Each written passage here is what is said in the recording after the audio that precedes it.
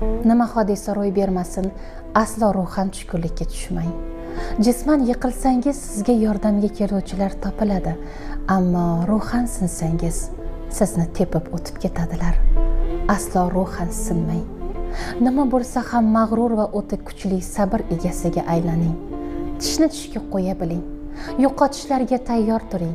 Sizga nohaq qalb azobi va iztirobini torttirsalar-da tabassum qila biling. Aslo va aslo ko'z yoshingizni hech kimga ko'rsatmang. Qalb yig'lasa-da yuzingiz tabassum qilsin. O'zingizni qo'liga oling. Siz kuchli insonsiz.